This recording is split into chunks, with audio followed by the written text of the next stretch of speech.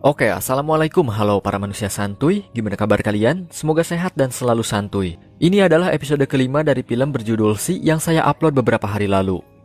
Di episode keempat sebelumnya kita melihat awal mula perjalanan dari Haniwa dan Khopun untuk menuju tempat yang telah diinstruksikan oleh Jelamerel untuk membangun kehidupan baru yang lebih baik di sana. Sementara Ratu Ken kini telah semakin kehilangan kendali karena para anggota parlemen yang telah ia bunuh mengakibatkan para rakyatnya berdemonstrasi.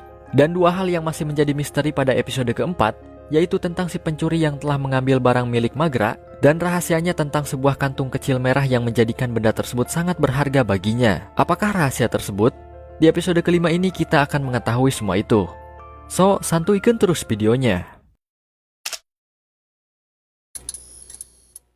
Dan di episode kelima ini, film berlanjut dengan diperlihatkannya kehancuran dari kastil Ratu Ken yang disebabkan oleh ketidakberdayaan dirinya yang telah kehilangan kendali untuk mengurusi rakyatnya. Kastil tersebut dibiarkan hancur menimpa para warga Ratu Ken yang tinggal di daerah bendungan.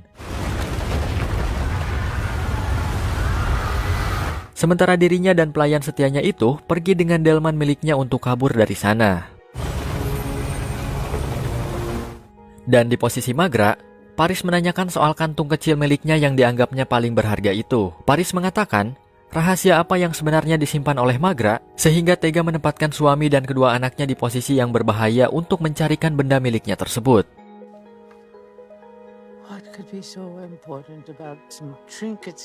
Seingat Paris, apa yang dikatakan oleh Jelamerel saat pertama kali menemukan Maghra di sebuah badai salju, hanya satu hal yang masih belum dimengerti maksud dari perkataannya, yaitu berhati-hatilah dengan Maghra dan bayi dalam kandungannya. Namun Maghra meyakinkan Paris untuk tidak berburuk sangka kepadanya, karena tidak mungkin ia akan mencelakai suami dan kedua anaknya sendiri yang sudah jelas mereka adalah orang yang paling disayanginya itu. Dan bahkan Maghra tidak memberitahu Paris soal isi dalam kantung kecil miliknya tersebut. Di sisi lain, Baba Pos, Haniwa, dan Khopun sedang mencari jejak dari si pencuri yang telah mengambil kantung kecil milik Maghra. Sampai akhirnya mereka pun tiba di sebuah markas yang dibangun dari tumpukan sampah.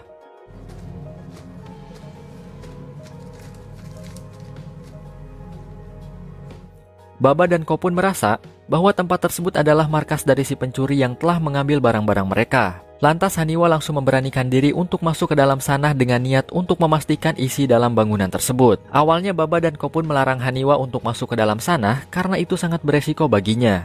Namun seperti yang kita ketahui, Haniwa tetap keras kepala untuk mencoba masuk ke dalam sana.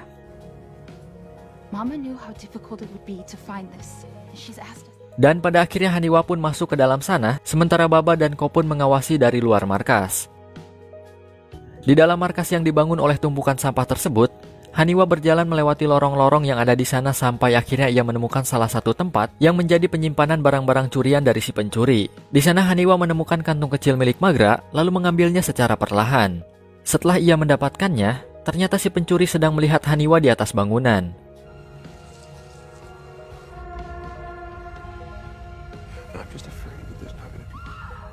Mendengar teriakan dari Haniwa, Baba dan Khopun merasa panik lalu bergegas untuk menemuinya.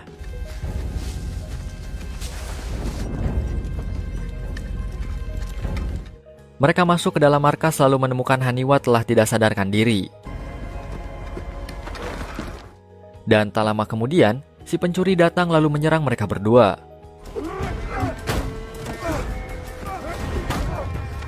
Khopun merasa kewalahan melawan si pencuri tersebut, namun pada akhirnya Baba berhasil membuatnya tidak dapat bergerak. Dan pada saat itu Haniwa melihat simbol di tubuh si pencuri, yang nampak seperti yang telah digambarkan oleh Jelamerel pada kertas pesan kirimannya.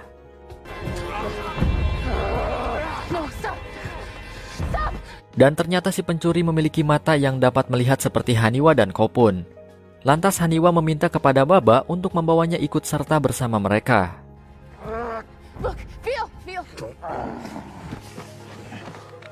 Kemudian scene kembali kepada Ratu Ken bersama pelayan setianya sedang beristirahat di sebuah tempat dekat perairan. Di sana mereka mengobrol-ngobrol sebentar sampai akhirnya Ratu Ken merasa lapar dan memanggilkan kusirnya untuk menyediakan makanan kepadanya. Namun si kusir tidak kunjung datang menghampirinya sama sekali. Dan ketika sedang mencari si kusir, pelayan Ratu Ken yang bernama Nyari tersebut langsung dibuat tidak sadarkan diri oleh seseorang misterius di belakang Ratu Ken. Ratu Ken terus berjalan tidak menyadari bahwa pelayannya itu telah tidak bersamanya lagi. Kemudian ia menemukan kusirnya yang telah tewas, lalu tak lama kemudian datang dua orang asing yang mendekatinya. Ketika salah satu dari kedua orang asing tersebut menodongkan pisau ke lehernya, Ratu Ken baru menyadari bahwa pelayan setianya itu telah tewas. Namun kedua orang asing tersebut tidak membunuh Ratu Ken karena mereka menyukai jari-jarinya yang begitu halus.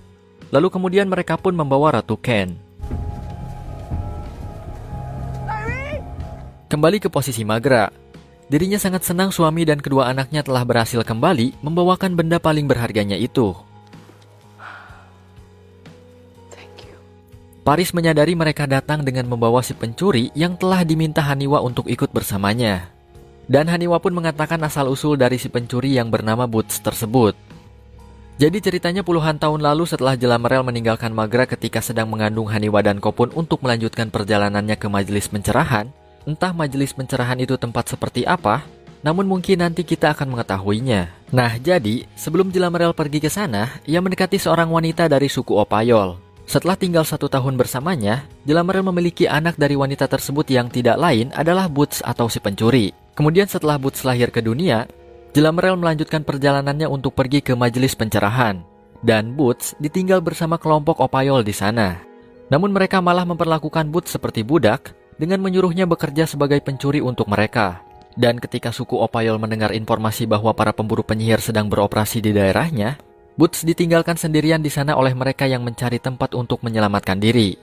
Jadi intinya si Boots ini adalah anak dari Jelamerel itu sendiri. Kalau menurut saya, si Jelamerel ini telah merencanakan sesuatu mengapa dirinya tidak langsung pergi ke tempat tujuannya, namun malah bercocok tanam terlebih dahulu dengan salah satu wanita dari suku Opayol. Ya mungkin tujuan si Boots ini lahir, tidak lain yaitu untuk mewakili suku Opayol sebagai orang-orang yang bisa melihat, setelah Haniwa dan Kopun yang hidup dan tumbuh di tempat suku Alkeni sebagai perwakilan orang yang bisa melihat juga. Awalnya Paris maupun Baba Pos tidak setuju jika Boots ikut bergabung bersama mereka, mengingat bahwa mereka harus waspada terhadap orang asing yang baru dikenal. Namun Haniwa tetap keras kepala ingin menjadikan Boots bagian dari mereka karena Boots sendiri secara tidak langsung adalah saudaranya. Dan Baba tidak bisa melarang kemauannya itu. Namun di sana Boots membuktikan bahwa dirinya akan setia kepada mereka dengan cara mencium tangan Baba Pos sebagai tanda pengabdian kepadanya. Kemudian setelah itu, Magra pun akhirnya memberitahu soal isi kantung kecil miliknya kepada Baba. Namun di sini kita hanya akan mendengar suaranya saja dan masih belum diberitahu dengan pasti benda apa yang ada di dalam kantung kecil tersebut.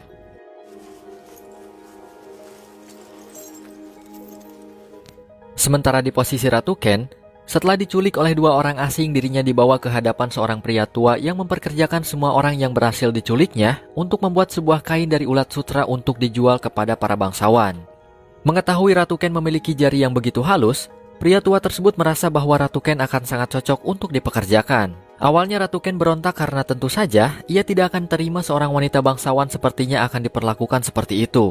Namun si pria tua tersebut mengatakan, cara berbicara Ratu Ken mengingatkan dirinya saat berada di wilayah Kanjua, atau tepat di wilayah kekuasaan Ratu Ken ketika sedang menjual kain di sana. Jadi ceritanya si pria tua ini tidak menyadari bahwa orang yang sedang ditawannya itu adalah Ratu Ken yang dianggapnya sebagai Ratu Hina. Melainkan si pria tua itu malah menganggap bahwa dia adalah penasehat Ratu Ken. Namun tidak peduli siapapun orang itu, pria tersebut tetap akan memperkerjakannya sama seperti yang lain.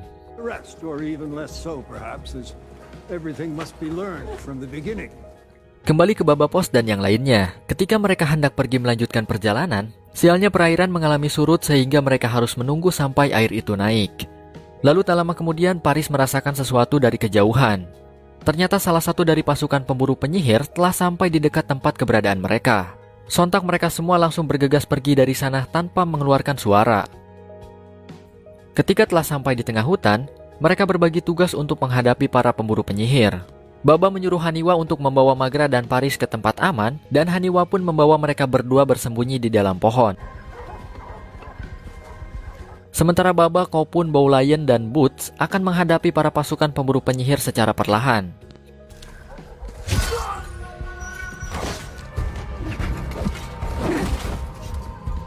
Mereka berempat bertarung melawan para pasukan, termasuk Haniwa yang tidak ingin hanya diam menjaga Magra dan Paris.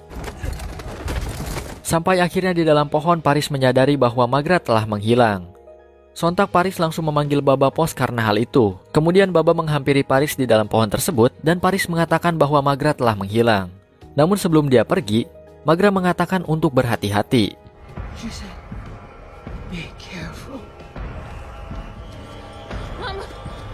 Dan ternyata Magra menemui Jenderal Tamachi seorang diri dengan berjalan secara perlahan.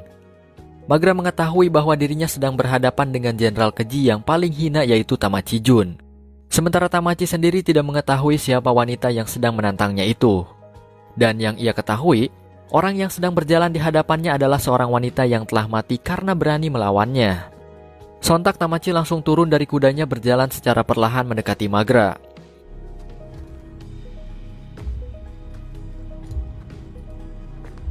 Dan ketika hendak menebasnya, Magra langsung membunyikan cincin pemberian ayahnya yang selama ini menjadi rahasia kantung merah kecil miliknya.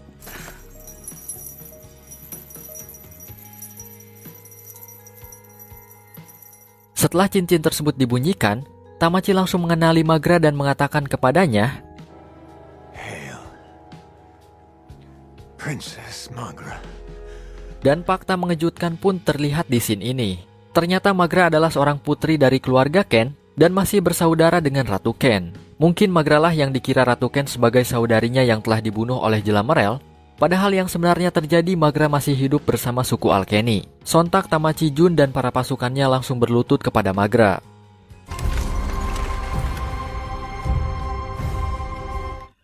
Dan setelah itu, tamat cuy. Oke, kesimpulan dari episode kelima ini yaitu tentang terkuaknya rahasia Magra bahwa dirinya adalah seorang putri dari keturunan keluarga Ken yang masih bersaudara dengan Ratu Ken. Hal itu dibuktikan dengan cincin pemberian ayahnya yang sama seperti yang dimiliki oleh Ratu Ken. Dan jika kalian mengingatnya, pasti kalian akan tahu di episode kedua atau ke-1. Oke, segitu saja untuk episode kelima ini. Nantikan terus update dari YT Story untuk melihat bagaimana keseruan dari film ini. Terima kasih telah menonton, stay santuy dan wassalamualaikum warahmatullahi wabarakatuh.